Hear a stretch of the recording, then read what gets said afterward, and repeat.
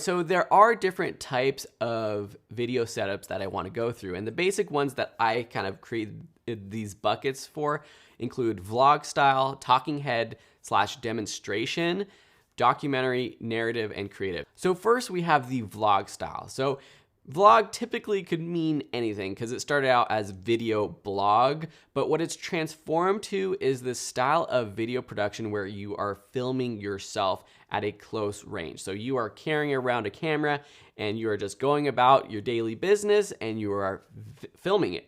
So you've probably seen a lot of vlogs on YouTube, and search for whatever topic you're interested into and then vlog, and you'll find some examples on YouTube. With talking head / demonstration, this is actually more of that sort of setup, what I'm doing right now, where I have a static camera. I'm talking to the camera. There's a lot of YouTubers out there that do sort of like news shows or commentary, and they are literally just talking to the camera, or they're doing sort of more of a screencast and they are looking at the screen, gaming, that kind of thing. And this is more of that talking head setup.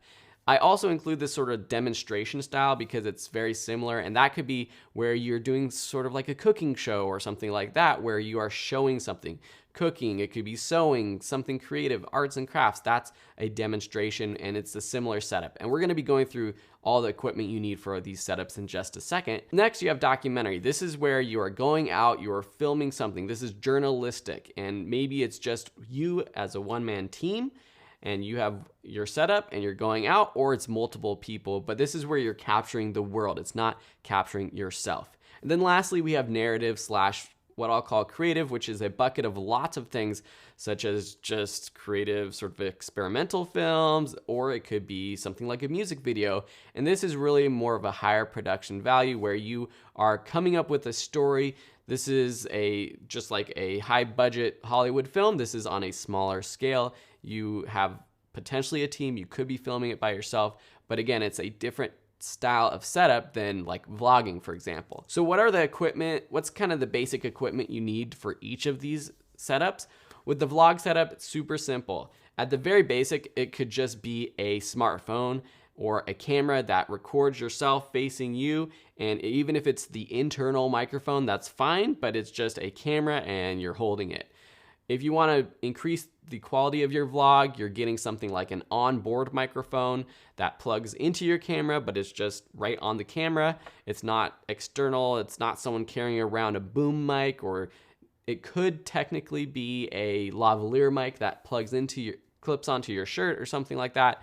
But usually it's just all plugged in right there into the camera. And then you have something to hold the camera. So for a while, a lot of people have been using GorillaPods or selfie sticks to hold their cameras. There's a new product out called SwitchPod that I'm interested in, and I've backed the Kickstarter for, and I'm going to be getting my SwitchPod because it's really a mini tripod built for vloggers. And by the time this course is up, it might be out and you can purchase it, and I'll be doing some sort of review of it, I'm sure, once I get my hands on mine. But that's just it's literally just something that holds your camera and your microphone, and you can just go around and film. It's super simple. With talking head setup, it's very similar. So you have your camera. I would recommend an off-camera microphone, just so that if you are standing a little bit farther from the camera, which is probably on a tripod like the one I'm using right now, filming myself, and you want the microphone to be as close as possible to you speaking. And so what I have, you can't see it right here, but I have a boom microphone. So you probably hear that. That's a boom microphone, a shotgun microphone. You can use those terms interchangeably, but it's pointed right in front of my mouth, and it gets higher quality sound than if it was attached to the camera itself. A lot of other talking head videographers use lavalier microphones or lapel mics. I mentioned that just a second ago. Those are the little microphones that clip to the top of a shirt, and it's great because you can walk around and it still gets great audio. You can probably tell if I turn to the side right here, that if I start talking to the side, the audio quality isn't going to be as great, and that's because shotgun mics do really well pointed. They're very directional. So if they're directed in front of the person speaking, it's going to pick up great audio. But as soon as I move away, the audio quality is not going to be as good. And that's one of the benefits of a lavalier mic. Again, we're going to be going over specific models that I recommend in one of the next lessons. I mentioned having a tripod. You'll definitely, if this is something that you are filming yourself, you're going to need your camera to be on something.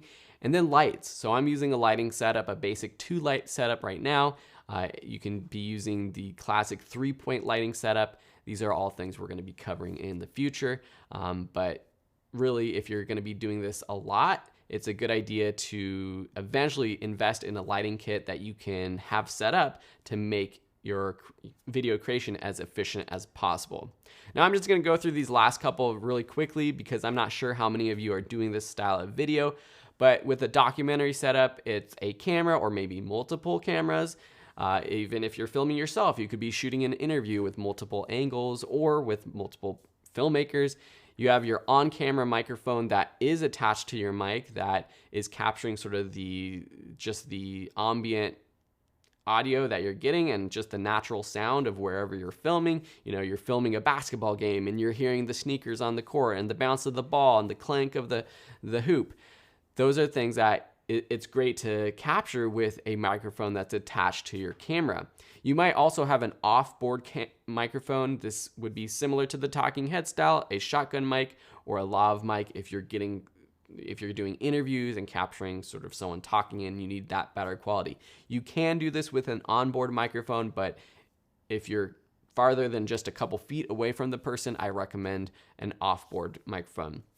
Here you would use some sort of stabilization like a tripod. If you're static, a monopod, which is great for run and gun. If you're moving around, monopods are great for that. Helps you get steadier shots, pans and tilts, or some sort of stabilization like a gimbal that balances your camera and gets you those steady shots. With in-camera stabilization nowadays and future cameras, and that are most likely going to have better in-camera stabilization. Some cameras don't even need a gimbal anymore, but for now with the bigger cameras, if you are using a mirrorless or DSLR camera, you might need some sort of gimbal or cage at least to hold your camera and get it steadier than just handheld. And then of course lights if you are doing an interview setup, or even if you're just capturing scenes in a house or something, you might need to add your own artificial lighting so that everything's exposed properly. Next, we have the narrative setup. This is using one camera, multiple cameras.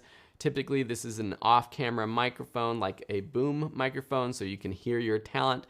Most narrative films don't use lavalier microphones. They will have a boom operator who is shooting or recording the audio with a shotgun mic. And then you're going to have tripod, monopod, any kind of stabilization. It could be on a shoulder rig, just some sort of stabilization for the camera. And then definitely lights if you are setting up a scene. Some people just shoot with natural light, and with some of the cameras you can shoot in really low light situations nowadays.